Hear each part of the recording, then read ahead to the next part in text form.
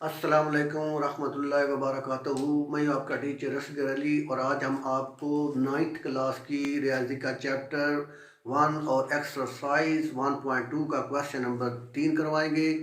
लेकिन सवाल नंबर 3 को हल करने से पहले हमारी आपसे गुजारिश है कि आप हमारी वीडियो को एंड तक ज़रूर देखा करें ताकि आपको सवाल की सही समझ आ सके।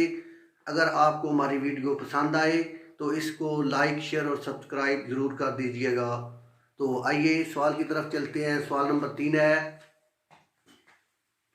Question number 3, find the following matrices, identify diagonal, scalar and unit matrices. तो आज हमने 3 किस्म के मैट्रिक्स पर बात करनी है। तो सबसे जो पहले है अहम बात वो ये है कि आपको पता होना चाहिए कि डायगोनल मैट्रिक्स क्या होता है।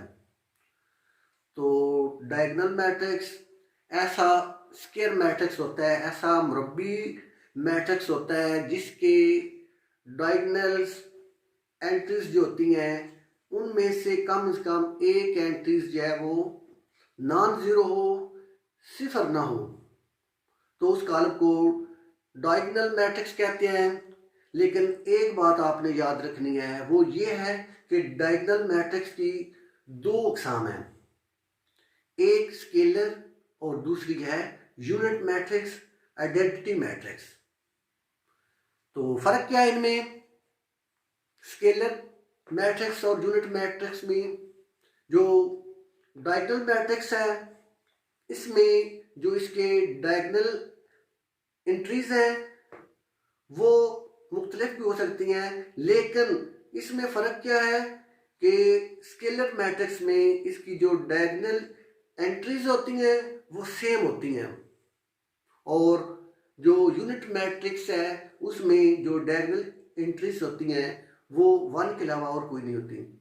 सिर्फ उसका जो डायगोनल एंट्रीज हैं सिर्फ और सिर्फ 1 हो सकती है, 1 के अलावा नहीं, तो उसको यूनिट और ज़रबी ज़ाती कॉलम कहते हैं।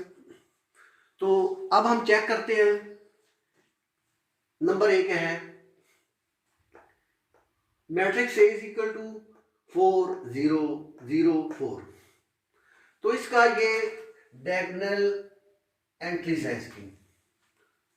तो डायगोनल एंट्रीज को हमने चेक करना है। इसकी जो डायगोनल एंट्रीज हैं इसके अलावा तमाम एंट्रीज सिफर होनी चाहिए।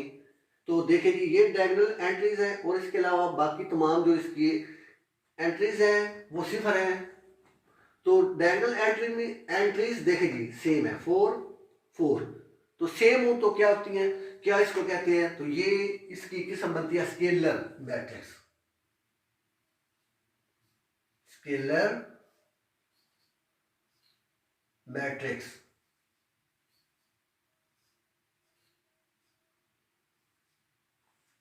Scalar column.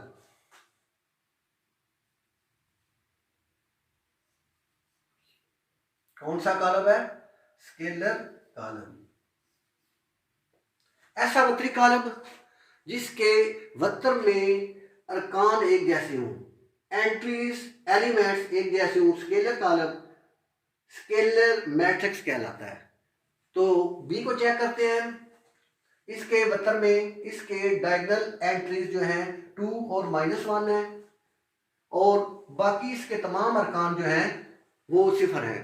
तो डायगोनल की तारीफ ही है कि उसके डायगोनल एंट्रीज जो हैं वो कम से कम उसमें जो है at least any one entries non zero होनी चाहिए।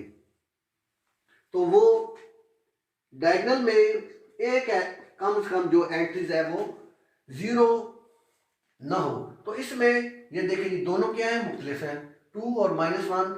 इसके डायगोनल में अरकान हैं लेकिन सेम नहीं है और 1 1 भी नहीं है। तो इसका मतलब है इसका नाम है सिर्फ डायगोनल मैट्रिक्स।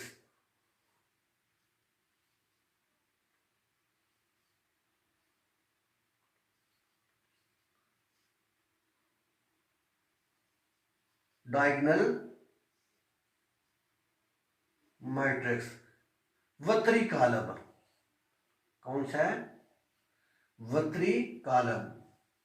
ऐसा मुरब्बी कॉलम जिसके वक्र में कम अज कम एक रुकन, एक एलिमेंट, एक एंट्रीज गैर सिफर हो और बाकी तमाम एंट्रीज सिफर हो तो वक्री कालब कहलाता है। और ये सी देखिए इसके वक्र में देखिए जी डायगोनल एंट्रीज में ओनली वन एलिमेंट, सिर्फ वन आ रहा है, जिसका वन आता है वो होता है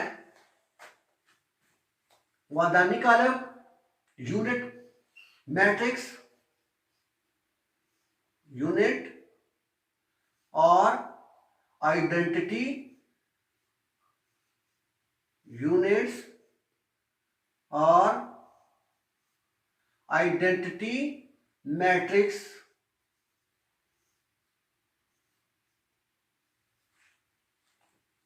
वादानी या ये कौन सा मैट्रिक्स है? यूनिट या आइडेंटिटी मैट्रिक्स, मैट्रिक्स वादानी या ज़रबी ज़ाती कालम। क्यों? इसके डायगोनल में तमाम एलिमेंट्स, तमाम एंट्रीज वन है, तो वन एंट्रीज हो तो ये वादानी या ज़रबी ज़ाती कालम कहलाता है। तो नेक्स्ट चेक करते हैं डी को। डी के डायगोनल के एलिमेंट्स को चेक करें। डायगोनल्स एलिमेंट्स कौन से हैं? 3 और 0, और डायगोनल के अलावा बाकी तमाम अरकान 0 हैं। तो ये कौन सी किस्म है?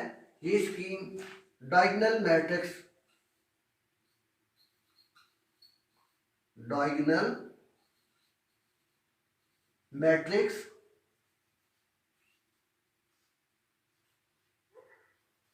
वक्री कालब है।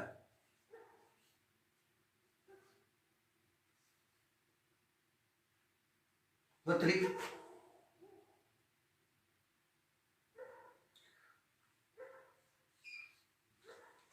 वक्री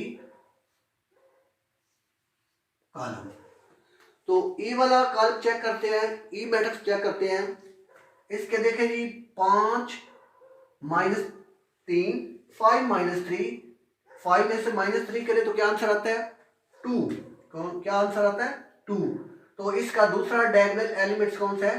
1 + 1, तो ये भी 2। तो इसका मतलब है इसके डायगोनल एलिमेंट्स जो हैं वो सेम है। ऐसा मुरब्बी कालम जिसके वक्री अरकान के अलावा बाकी तमाम अरकान सिफर हों, वक्री कालम। अगर उसके वक्री अरकान सेम हों, एक जैसे हों, तो वो स्केलर कालम कहलाता है। ये कौन सा है? स्केलर।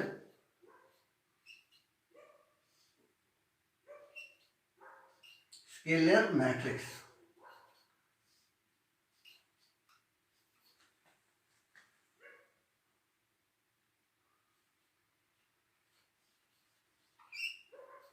Scalar column. तो आज हमने सवाल नंबर 3, इसके 5 पार्ट थे, पांचों पार्ट्स को हमने हल कर दिया है और आपको बड़ी तफसील से बताया है कि कौन सा कॉलम डायगोनल वक्री कॉलम होता है और कौन सा स्केलर और कौन सा यूनिट मैट्रिक्स है। तो ये पांचों हमने आपको हल करके दे दिए हैं। तो अगला सवाल हल करते हैं। तो आइए स्टूडेंट्स, इसका सवाल नंबर 4 हल करते हैं और इसको शुरू करते हैं। आप मैंने ये सवाल आपकी आसानी के लिए, टाइम की बचत के लिए पहले लिख दिया है।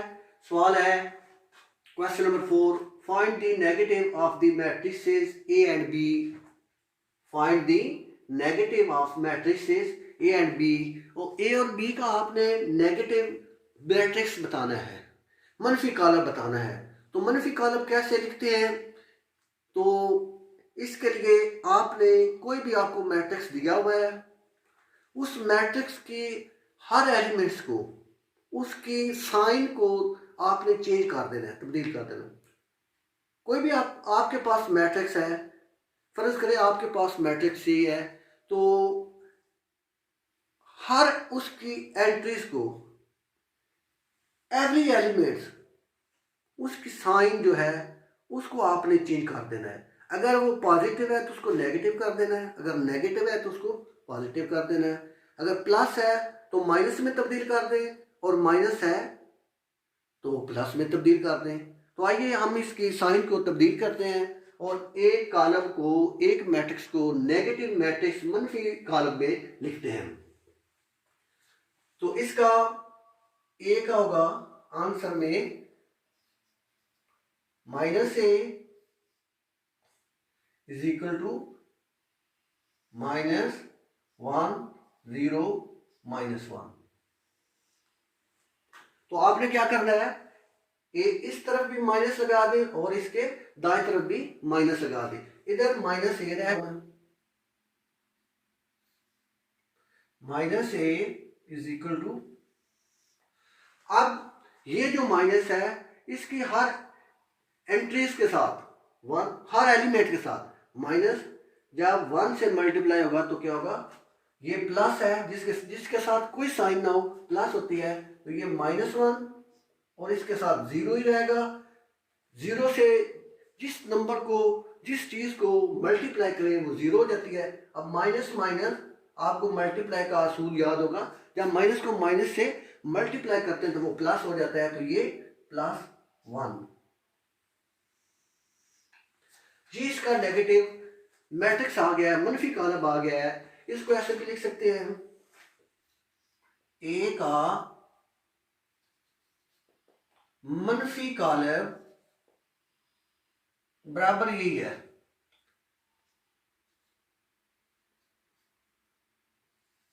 ए का मनफी कॉलम वैसे पढ़ते हैं, ये क्या है, ए का मनफी कॉलम। ऐसे ही हम डी को लिखते हैं, तो इधर भी डी के साथ माइनस लगा दें और इधर भी लगा दें,